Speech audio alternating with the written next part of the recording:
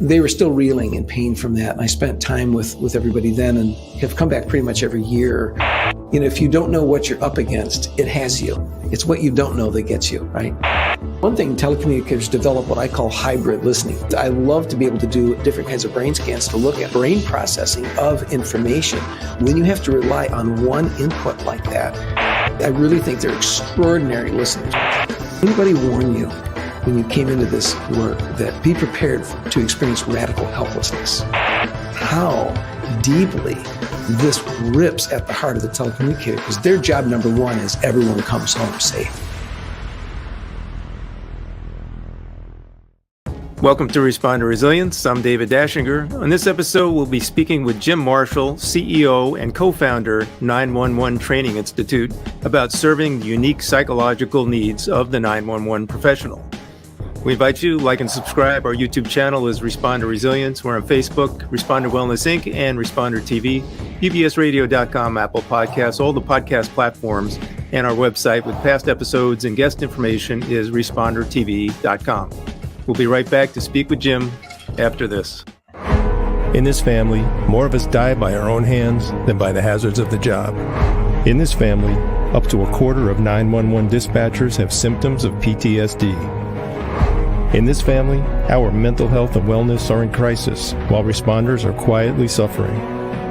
In this family, many struggle with job-related stress, burnout, trauma, sleep disruption, substance abuse, and marriage problems. In this family, we can help the helpers with vital information and resources, resilient strategies, and success stories of overcoming the obstacles. In this family, no one is alone. Welcome to Responder Resilience with co-hosts retired Lieutenant David Dashinger, Dr. Stacy Raymond, and Bonnie Limley, LCSW EMTB.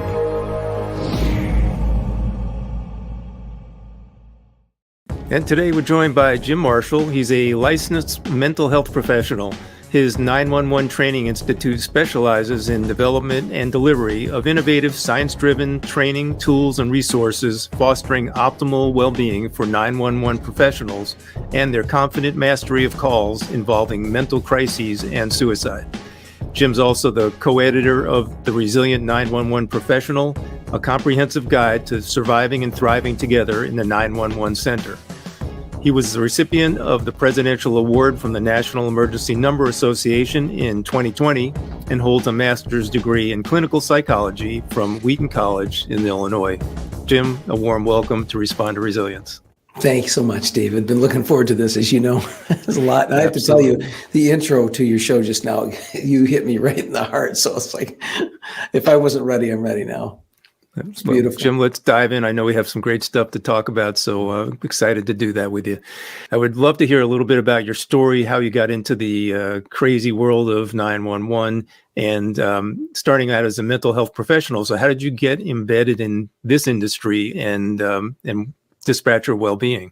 Well, I was minding my own business, David, trying to see my clients and do psychological evaluations on patients in an inpatient psychiatric unit. I had been thrown in the deep end of that pool, discovering that the diagnostic labels that we were using, in terms of schizophrenia, bipolar disorder, et cetera, were important to the extent that good treatment follows good diagnosis. But what I also found as I sat with human beings, that their suffering was beyond those labels. And what happened along the way to the the main career was that as I found myself settling down out of my newbie, anxiety about doing everything technically correct as an evaluator, that when I truly listened and created a safe presence for these people, that they broke open and they began sharing things they'd never said out loud before. And what I heard, David, was enormous trauma that was not being treated. We didn't have treatment when I started my career for trauma. Lo and behold, about 2 years into my career, I had the privilege of being trained by someone who, one of your co-hosts, Bonnie, certified EMDR therapist, will know, Dr. Francine Shapiro, the pioneer who established EMDR, eye movement desensitization and reprocessing. And so as I continued on in my career, my sister Debbie, the dispatcher, continued in hers. And I remember many Sundays watching the Lions find yet another creative way to lose in the last 2 minutes of a football game. And we'd be talking about her calls and my clients, keeping everything confidential, of course. But we realized we were related by more than blood. We were related by what we were doing in real time for people.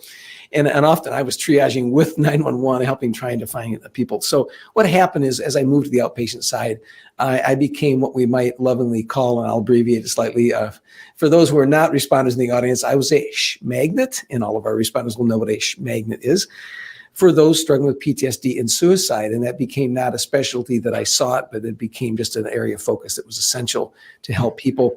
My sister, after 17 years of her career, was asked to start an academy for dispatch in Michigan. I'm proud of her. I'm very proud of my sister. And so short of it is, David, I was 17 years in at this point, focusing in my outpatient practice on marital relationships and trauma, complex trauma, where of course there's also depression and suicidality when that's not treated. And so she contacted me one day and said, "You're going to train my people." And I said, "What do you mean your people? Are you queen of a nation or what? What do you mean by this?" And she said, "Don't be smart with me. We've tried to bring trainers in to teach 911, but it's really training for officers, and they just switch the word dispatch. And it's not right. The academy needs customized training for 911. I said, "That's nepotism. Besides, I'm not going to do it." She said, "Why wouldn't you do it?" And I said, "Well, it's disrespectful. I come in like, Mr. Psychobabble, woohoo, all kinds of crap. And I've never sat at the console. That's disrespectful." And she said, and here's the bottom line answer to your question. She said, "I'll tell you what's disrespectful is when a sister asks for help and a brother says no. You're going to train my people." At which point I said, you do have a point. And here's the thing. I don't know if how many of your loved ones are actually now professionals. And I know you've worked with a lot of them over the years as a first responder, but as our 911 family in the Boston area would say, 911 is a lobster trap. You can come anytime you want, like Hotel California, but good luck leaving. And so anyhow, that's how I got into the profession. And when I came in to train, I realized, there's so much more that's needed here. This is an industry full of humans who are high value, high risk, underserved, and they need help beyond training. And so that is, that's what began my full immersion into 911. I just fell in love with the people. So take us from there to how did you navigate this new world? I mean, obviously you had some knowledge of it and familiarity with it, speaking with your sister, but now all of a sudden you're in front of a group of actual 911 telecommunicators. How did you navigate and kind of get up to speed with that world so you could, do your magic? Well, that's a very interesting question. How I navigated was I moved from being in the front of the class to the side of the class, after class, and one-on-ones again and again and again with our very first responders. They ended up trusting me, which is a sacred privilege, right? And they ended up talking about brokenness, talking about struggles with their families, with their peers, with trauma. And I found myself bridging them again and again to fellow EMDR therapists and other evidence-based providers around the country. It began in Michigan, and it just moved out into the rest of the country. And so the navigating was really as a student of our 911 professionals. It's kind of like as a good clinician, you don't begin cocky sitting down with somebody and telling them what they need to do. You begin by learning from them what their story is, and then you can build treatment in response. And so I found myself listening over and over to different stories, unique experiences, but there were common threads running through all of that. So there's a point at which, after a number of years training, that I went to my first national conference by the encouragement of one of the leaders at National Emergency Number Association. And I said, listen, there has to be some sort of a systematic way we're addressing stress in this industry. We have people who are being messed up by this and they need help, and there's nothing really being done. And so we ended up working on our first national standard, and that was started in 2010 on that was published in 2013. So it's been really following the sound of struggle, following the guidance and the invitations of people seeking help, and it's just led deeper and deeper into, and fortunately more strategically, into work to support and assist. When you retire, you're just another employee that's gone. In 10 years, you'll be, oh yeah, that's good old what's his name. And sometimes I think for a lot of us, it's scary to retire when you've been raised by an organization for almost 3 decades. There's a running joke that says that as you retire, you're forgotten about before you even leave the parking lot. It wasn't that I was losing the passion for the job. I decided I want to go ahead and transition and start traveling and talking to groups of people. I lost who I was. I didn't have any plans for the future. I sunk. And we're always saving for a rainy day. And what ends up happening is you die and you never receive the benefit of you working so hard for so long. It's as if you lost a loved one. For me, there's a sadness there. They really do become your second family. I was a firefighter. That was always what I wanted to do. Sometimes life throws you a curveball and you find yourself without an identity. I would pass police cars and it was like somebody punched me in the stomach. Like I got sick because I missed it so bad. When you say I'm a retired firefighter, people, they notice. And they're like, wow, man, that's incredible. And it provides an avenue for you to be impactful.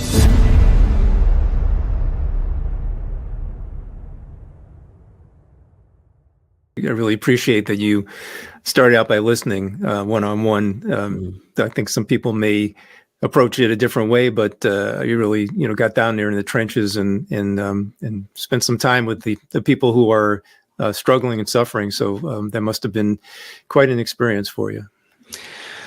Well, it was, and I couldn't predict where it would go. I had no idea that I would end up, ultimately by 2013, dialing my clinical practice down from really full to 0 and 100% teaching, advocating in 911. I spent a lot of time over the years in places like Charleston County, Consolidated 911 Center in Charleston County. Jim Lake, Allison Burrell there as the director, deputy director, still there.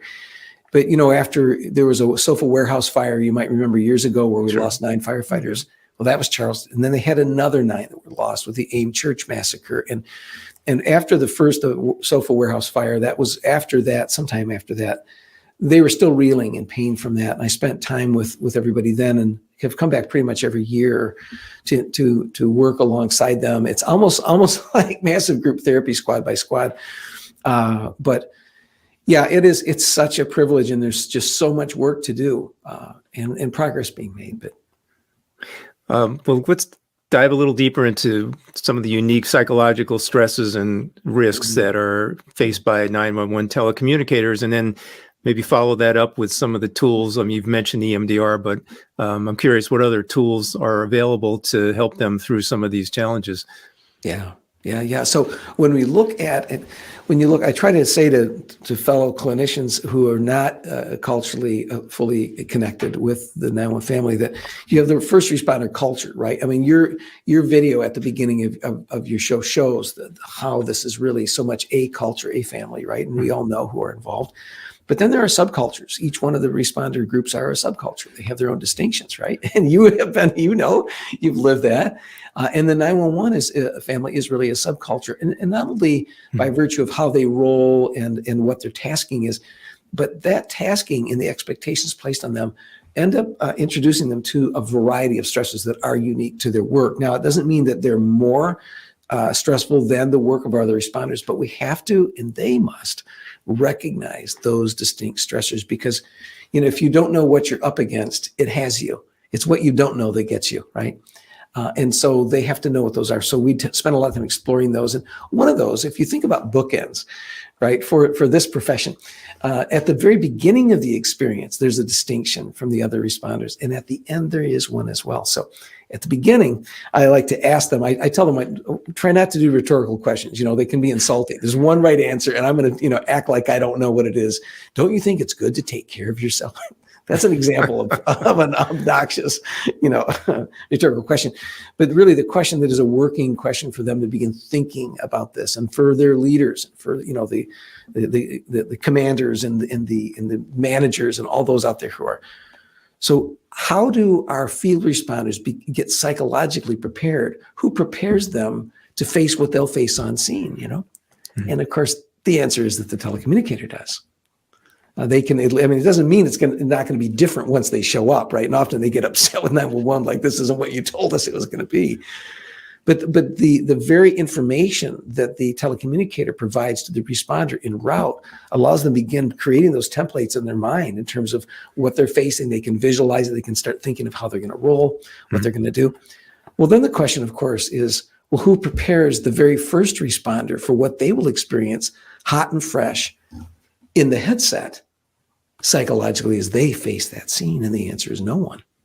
There is no preparation. So, so when my daughter and when other loved ones have been calling on the phone and they're extremely distraught and they have a child that's not breathing, who prepares the telecommunicator for the sounds of that, or for all the other sounds that take place? And so right away, there's a unique stressor. There's absolutely no psychological warning. That's different in terms of how that plays out within a human being. Does that make sense? Totally. I mean, they are bridging the gap between the caller and the actual incident. When a first responder, like a policeman, firefighter, EMS personnel respond, they've already painted a picture. But when they're getting the call, when they're picking up the phone, they are starting with a blank screen or a blank canvas, so to speak, and totally, just having to wing it with whatever's being told to them, and which I think is another unique stress or another unique situation for them, is that they're only dealing with sound, right? These days, maybe once in a while there's a video call, but for the most part, they're just dealing with an audio input, whereas other first responders, obviously it's a much more visual, three-dimensional world. So how does that play into the stress of all this? Well, that's very interesting, because they're having to rely on one input source and one output, right? So they've got the audio, it's the hearing, and the out. Yes, it's coming. Some of our comm centers have now turned on capabilities from next generation 911, where there is the ability to experience what we call, Jeremy DeMars calls, incident-related imagery. So that's coming, and that's live, and that'll be another thing. That'll be another stressor that we have to deal with. We've been trying to prepare for that for a long time, but right now, yes. So what does it mean? Well, there are a couple things. I'll tie this together with the one unique stressor when it's all audio. For one thing, telecommunicators develop what I call hybrid listening. And I love to be able to do fMRIs and, different kinds of brain scans to look at how there's an enhancement really in brain processing of information when you have to rely on one input like that. I really think they're extraordinary listeners. I mean, they're listening for what I would never even hear. If I've done lots of sit-alongs, of course, and as I'm sitting next to a dispatcher, it might be at the end of the call. Did you hear that? Hear what? Well, the reason I ask where's the gun now is because I heard them take the safety off. Like, I never heard the click or whatever it was. So there's extraordinary listening that takes place. Now that's a form of hypervigilance. They're having to attune. Can you imagine how much more vigilant you would feel you need to be when you have only that one sense, right? And so then there's so much to that we could go into, but now if you back up and ask, well, how does that attach to another stressor? And that is that they're not on scene physically. Mm-hmm. And yet they're sending people they deeply care about to those scenes. And so there's a level, and I tell them, when I began as a clinician, nobody told me, and I've asked all, our now pros many, many times, did anybody warn you when you came into this work that be prepared to experience radical helplessness? And the answer is no. I mean, hopefully that's part of the messaging, but you kind of have to experience it. But the reality is there's a survivor's guilt for telecommunicators when there's a line of duty death, or when we anticipate there will be shots fired, officer down. And those are words that our field responders hate, but I think some of them may not realize how deeply this rips at the heart of the telecommunicator, because their job number one is everyone comes home safe. And that's the very thing they have no control over. Right. And so they're getting it from not only the caller, but they're getting high stress, probably high volume input from the caller, but also from the responders, right? If it's a critical incident, then there's probably a lot of radio traffic. And so to your point about multitasking and dealing with all this audio information, it's coming from, they've got to be listening to both sides, right, to be effective. Absolutely, right. And so, depending on how the comm center is set up, and many of them are, when you're doing fire dispatch, over here you're doing call taking police. So it varies, but a lot of our comm centers do all of it. They're doing the dispatching as well as the call taking. But right, the multitasking, I call it crazy tasking because, right? Because scientists will tell us, well, it's actually neither of those. It's actually rapid sequencing. Okay, fine. Have you ever put a headset on? Because it's about as multi as it gets. But I call it crazy tasking because not using the word crazy related to people with mental illness. I don't do that. We got to drop that stuff, right? And that's a whole other part of what we do is equipping them to manage calls involving mental illness and suicide. But having said that, it's crazy tasking in the sense that you can measure emotional labor, how much emotional work a person has to do in their job. And for dispatchers, it isn't only rapid sequencing between different tasks, even on the call if they're not dispatching as well, but it's loaded emotionally while they're doing this rapid sequencing. And this, again, is another a unique stressor for them. There are different aspects of rapid sequencing that take place for all of our responders. But dispatchers live by seconds, not by minutes. Come on. Check it. Come on, let's go.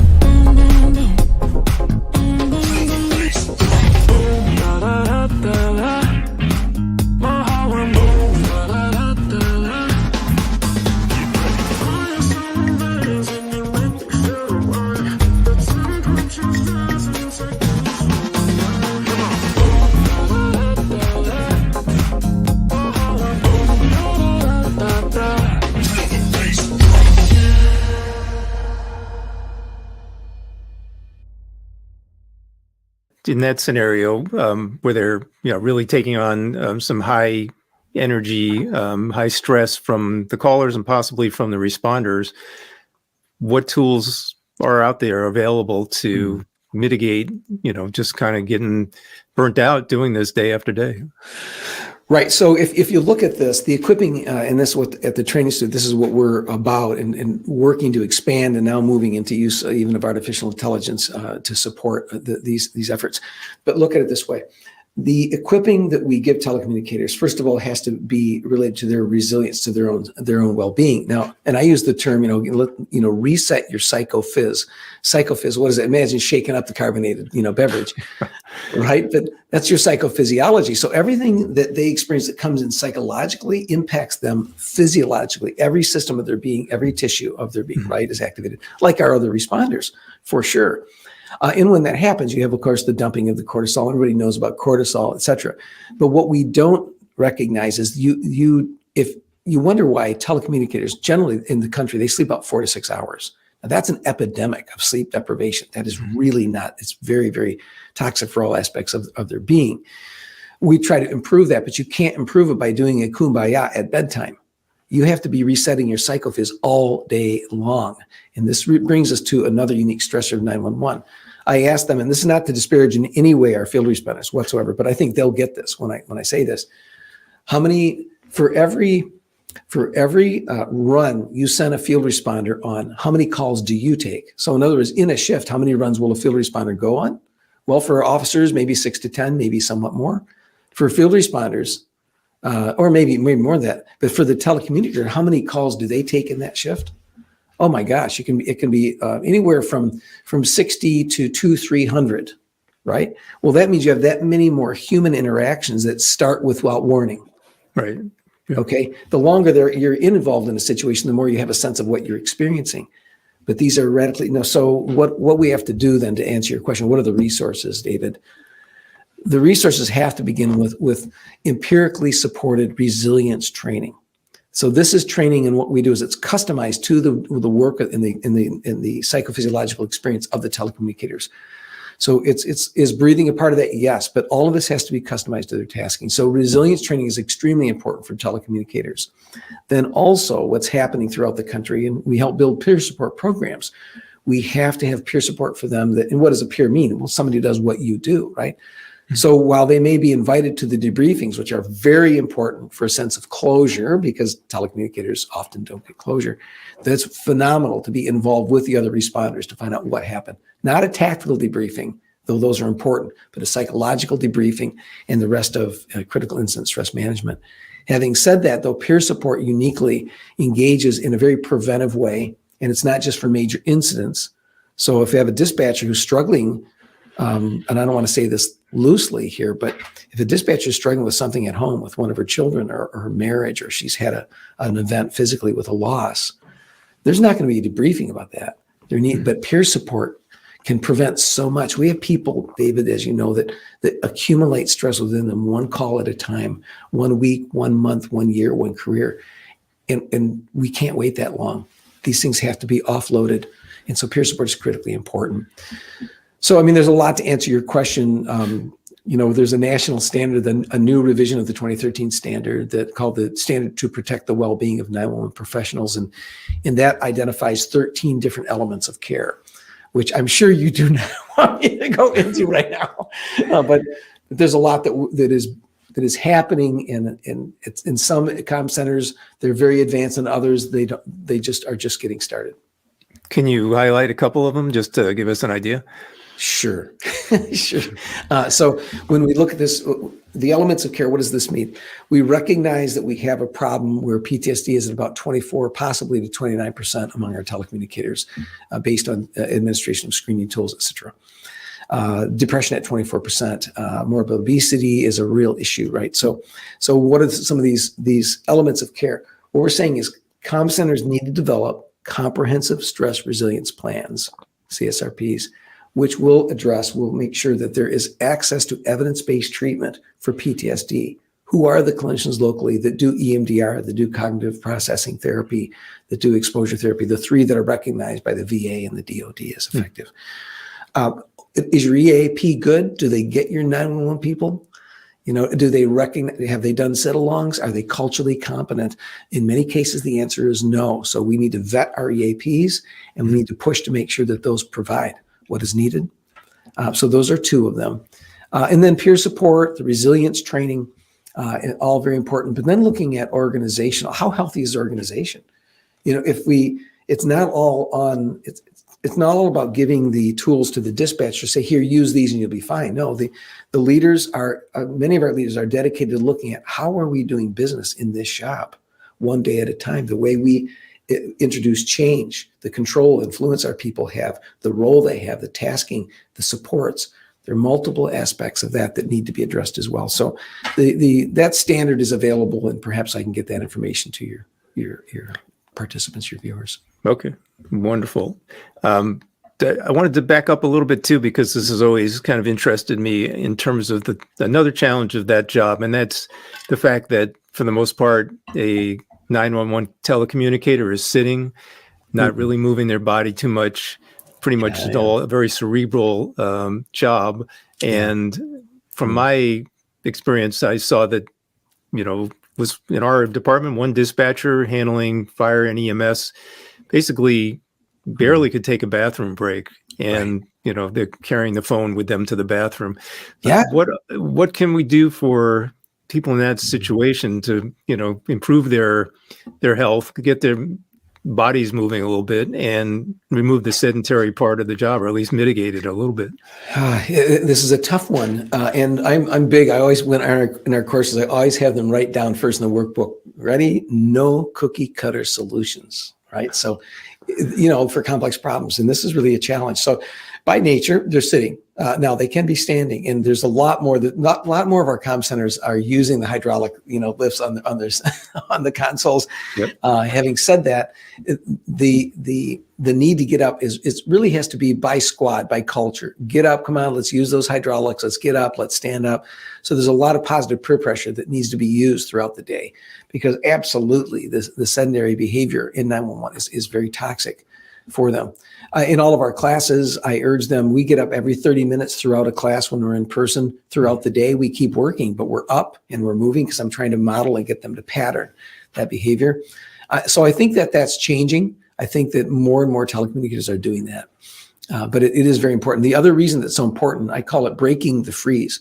If you take calls that have potentially traumatic impact on you, and you maintain the same body posture, I'd love to hear what Bonnie says about this, right? When you maintain the same body posture, after the call is over, it's almost like you're continuing the expectation in your mind that you're still in that traumatic experience. Well, to be able to get up and move is saying, wait, I'm differentiated from the person who just went through that horrible thing. It was their trauma I assisted. It wasn't my experience. It was theirs. I have freedom over my movement, which means I have freedom in my life right now. So I need to reset my psychophys. So even physically, for that reason, psychologically, it's important.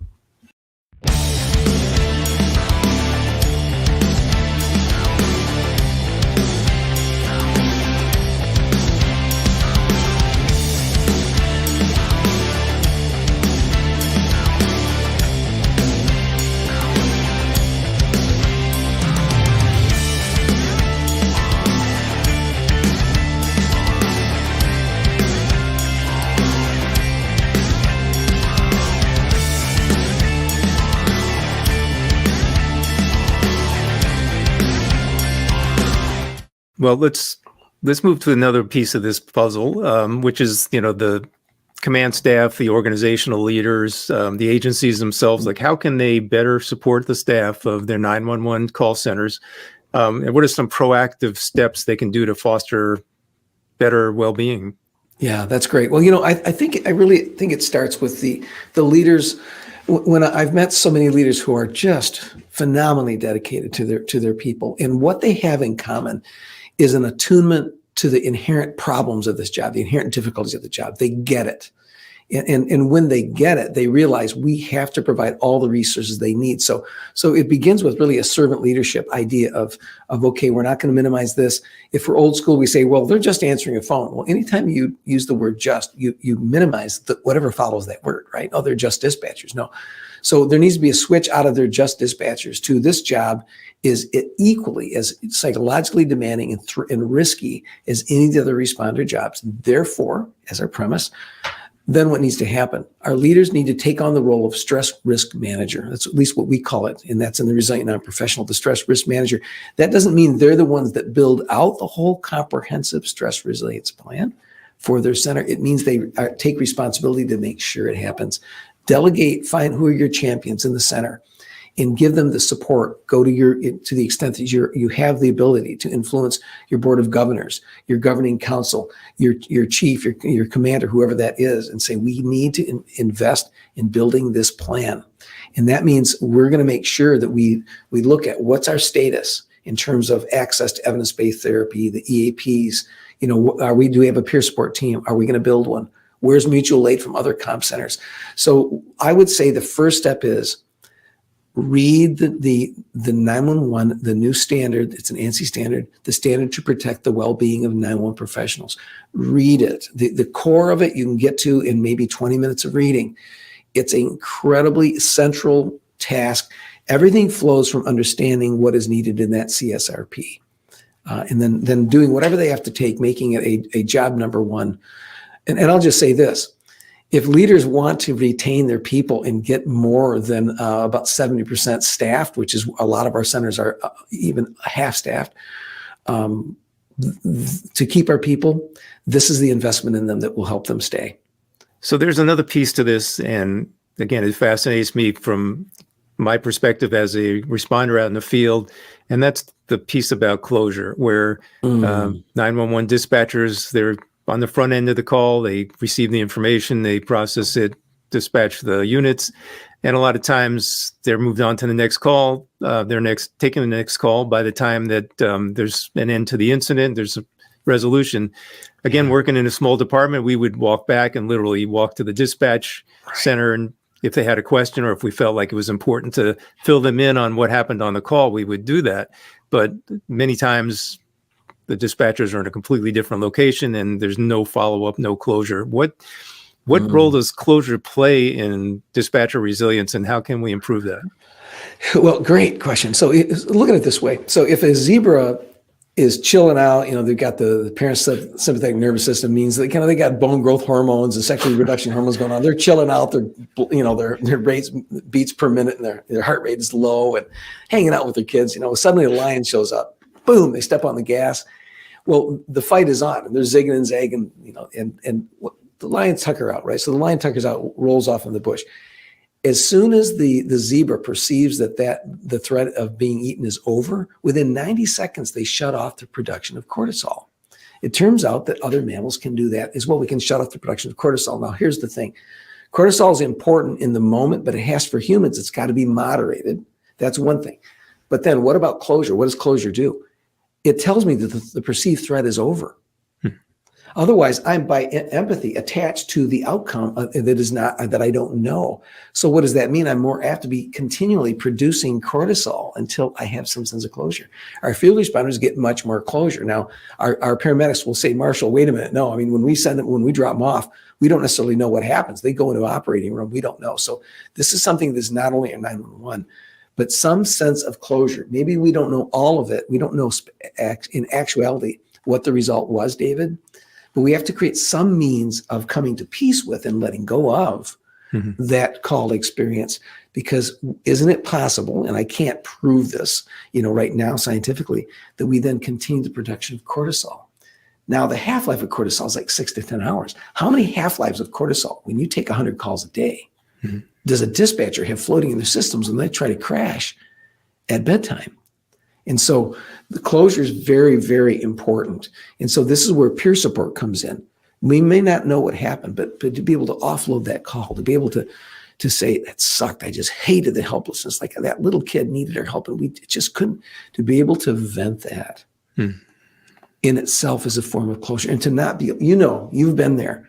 That sense, David, and I don't want to take the interviewer role here at all, but I just want to respect, I'm sitting with a responder. You've lived this life. And what's that like for you when you couldn't know, right? I mean, that's just, there's something that can be almost cruel about that. And we need to be able to bring that closure. Absolutely. Yeah, it's important across the board. And so glad that you're addressing that in some way, because I wanted to kind of segue from there into the 911 Institute and 911 Training Institute, and give us a little bit about your role besides the trainings that you described, but how are you also delivering solutions to some of these problems? So there are a lot of things happening right now. And one of the things that I'm excited about, I just got back from the Navigator conferences, International Academy of Emergency Dispatch. I'm sorry, that's a shameless plug. but we're in full disclosure, we're partnering with the International Academies. And as some of your viewers may not know, and though most of them will, our comm centers, by and large, are responding to emergency medical calls, and now often police and fire calls, using protocols. Now, the premise of that simply is if you have a call taker taking a call from my daughter and a granddaughter is having seizures, right? You want a telecommunicator who's following medically guided instructions to assist. Okay, so the thing is that the emergency medical dispatch has had protocols to guide our telecommunicators for many, many years, and that has saved far more lives. I mean, all of us would want somebody following guidance that was designed by doctors and paramedics, for our telecommunicators. But we have not had guidance that was as scientifically based, helping people struggling with suicide and mental illness. And so what we do at the Training Institute, one side is building out resilient solutions, and part of that is building out peer support teams and training and all that. But the other side of this is optimizing call mastery when those calls involve mental illness and suicide. Because here's the thing, David, that's exciting about this. The other half of what helps protect telecommunicators is feeling they know what they're doing on these calls and that they're not burdened with clinical responsibility. If they don't have medically guided and psychologically, scientifically supported protocols helping these people unintentionally, we have burdened them clinically all these years because they're in a position before other responders arrive with a guy with a gun saying, "You give me one good reason." Well, that's just not inherently a fair proposition. Does that make sense? It totally does. We did an interview not that long ago with Dr. Peter Antevi, who loves to talk about closure, but also has created systems to avoid the incredible stress that paramedics can experience on the way to, say, a pediatric emergency by doing exactly what you're describing, giving them kind of pre-arrival algorithms, tables, lookups, information. And it's a big stress reduction. And they can arrive on scene kind of present, clear, focused, and make good decisions, do good treatment because they've already kind of taken care of the piece that would stress everybody out in the past. Yes. Yes, Dr. Tevi and I presented together at a Pinnacle conference, and I'm very familiar with him and his work, and it's just tremendous. And so for 911, if you take his solutions and what they're doing for paramedics, and you bring them together with what we're trying to do with telecommunicators. So this year, by the end of 2023, knock on wood, within the medical dispatch suite called ProQA, which is the International Academies, the priority dispatch protocols, and this is a worldwide release.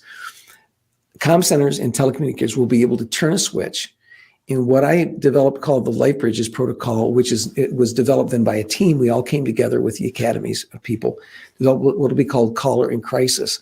And this protocol takes all the clinical burden off the telecommunicator and allows them to follow through the questioning. And there's a part B to this, if I may, but they can follow through the questioning. And we not only are ruling out suicide, but we're ruling out self-injurious behavior. And because violence can go both ways, based on the research, we know that'll go both ways. We have to rule out homicide and domestic violence as well, based on how they answer these questions. So it's much more protective of scene safety. It's for everyone involved. So the other thing, though, is that it's a flex protocol. This is what we just presented at the Navigator conference this last week.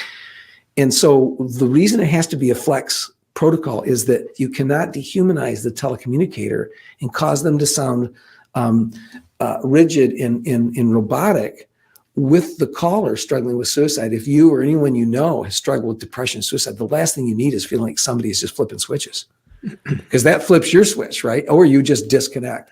So it's very flexible, and we've built in guidance for 23 different mental states, example messaging, not say this when they do that, but get to know these mental states. So we're excited about providing tools, David. This is just one thing that we're doing, but we're excited about providing tools that, yes, it's to help save more lives of the callers and to help protect our field responders. But I have to be honest, as a brother, a dispatcher, what matters just as much to me is that we are protecting the well-being of the telecommunicator by giving them the tools they deserve. Right, so, and be able to do their job more professionally. It really probably enhances the quality of the work that they're doing and the quality of the service they're delivering to the public. Exactly. We did a preliminary study in partnership with the academies, and we need to have it replicated by other parties. But we showed in a small study at Alina EMS in St. Paul, where I've trained, and they were trained. We have a model emergency mental health dispatching, and that's the course and the concepts that wrap around the training beyond suicide, but including that. And when they having used the 3-day training and using a different version, an earlier version of the Life Bridges protocol, we had statistically significant, this is the part that's exciting for me, their telecommunicators had statistically significantly less anxiety and more confidence.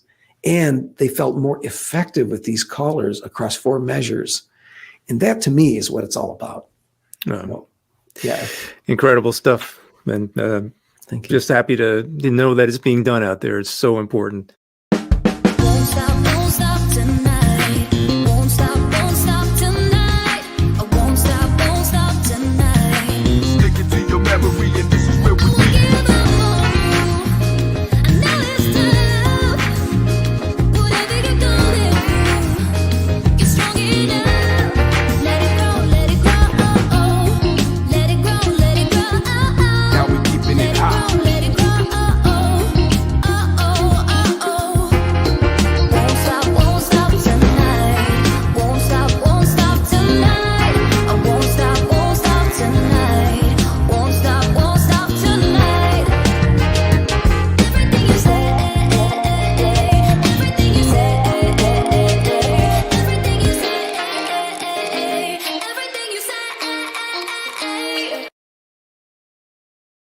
Let's talk a little bit more about your book that you were involved with as an editor and author, The Resilient 911 Professional, a comprehensive guide to surviving and thriving together in a 911 center. So what does that offer to 911 professionals?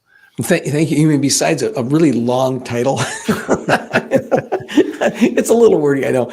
So what the first thing it offers, David, is, and again, I'm so grateful to do this with you and hoping that folks can hear not just about the book. We don't always sell that. The important thing is that it's a resource. So the reason it was developed with the help of many people was that we have a lot of comm centers. We have a lot of non-professionals who may, in this generation, never receive the training they receive for a lot of different reasons. We're working to try to see how, with a goal of 100% saturation, training to every comm center in this country, it's going to take collaboration with a lot of different people and a lot of support. Having said that, we can't wait until people are able to go through an 8-hour or 16-hour resilience course to be able to have to gain the mindset of awareness, where we strip away the old emotional code of sucking everything up, and where we give them the skills and the tools, but also the sense of fellowship.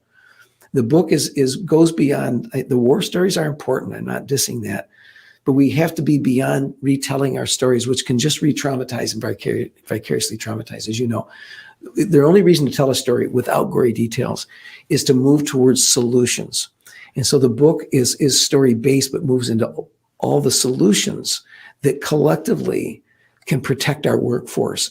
And the book is designed to empower them, them being the frontliner, the supervisor, the directors, the leaders, the governing boards, and all the law enforcement, fire, and EMS professionals that depend on 911 to be able to get this together. So it's a way of putting something inexpensively in the hands of every one of our stakeholders that doesn't take 8 hours, 16 hours, and that they may never get the chance to experience in resilience training. So that's fantastic.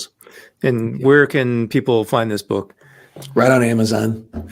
Yeah, they just type in the Resilient Non-Professional and Amazon, and it'll come up. Right. If they're going to look for more in terms of a bulk for their whole team, they can go through the 911. Our website is nowantraining.net, and we discount that. Okay. So my question also is, and you touched on this before, in terms of a network of vetted, culturally competent professionals, mental health professionals, like what does that look like? Do you have a national network? How can people tap into that? Right. So there have been a lot of different efforts to create a national vetting process and a actual registry. So that our nonprofit in the past, the Wellness Foundation, which we've now resolved, we've closed that. But we've helped build out some names. But then there is a National Center for Emergency Responders, and they are building a registry right now. It's not heavily populated throughout the country. But also the way we help people find folks is, since I am trained in EMDR, I was a certified EMDR therapist when I was practicing as well, and I continue to stay up to date with my licensing and everything. But we go to EMDRIA.org, and you can find a therapist there. If you're in an area that's highly populated, start by looking for certified therapists. You can filter your search, and that is one way to do it. We have a lot of good therapists around the country who are trained in this as an evidence-based treatment, but we also support others. So I think that, and we can provide more information after the show that can be available to your folks as well. All right. Fantastic. Well, Jim, we've covered a lot. Is there anything else that we didn't talk about that you wanted to mention? Well, David, here's what if you're going to give me an opportunity, here's what I'd like to do. I would like to ask you, as one who has lived the life of the first responder, and your life has been very robust. It's not for me to tell your story, but what was it that prompted you to decide that you wanted to feature dispatch in the psychology of 911 as somebody who's been in the field? I was just very grateful you did that for our very first responders. I just wonder what inspired that. I think it's a multitude of things. First is, as a first responder and as a fire officer, I came to realize that the dispatchers were really our best resource for a successful call, especially, pre-arrival information. And I saw a wide disparity in how the dispatchers handle that piece, and also how they handle the stress of the job. Mm-hmm. And I think I developed some real compassion for the amount of hours they put in, the fact that they were kind of tied to the booth, the fact that they were dealing with these high stress, high pressure calls and still able to maintain their composure, sleeping in the booth, literally, overnight, waking up, taking calls, and keeping us safe, keeping us, professional by doing their job so well. So, come to recognize that they are, totally unsung heroes in this whole world of ours that needs more recognition, obviously more help, more resources, more tools. So hopefully that answers your question. It sure does. It sure does. That's that you've been there, done that, and you eyes wide open, obviously, to be able to see that full of a picture of their challenge. So, as a brother of a dispatcher, the last thing I just want to say is thank you for that and for this experience that you've created, responder resilience, that I can get on here and other people can get on, and because the old idea it takes a village. Well, it takes a village to make sure that our 911 professionals are going to be okay as we go forward. Absolutely. Well, Jim, before we wrap up completely, tell us where people can find you. I know you mentioned your website, but please share it again. Any other social media or other contacts you want to share? Sure. Yeah. It's 911training.net. It's just 911training.net. If folks want to reach out to us to look at partnering in some way, email would be info@911training.net. And then we're on social media. So LinkedIn, the others. And so, yeah. Okay. Well, this has been an amazing conversation. I'm so grateful to you for spending time with us today.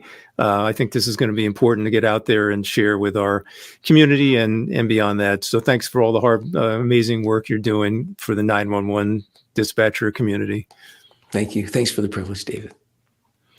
We'd like to remind you, like and subscribe, YouTube, Responder Resilience, Facebook, Responder Wellness Inc., and Responder TV, bbsradio.com, Apple Podcasts, Spotify, all the podcast platforms, and our website is respondertv.com. Until the next time, stay safe, be kind to yourself, take care.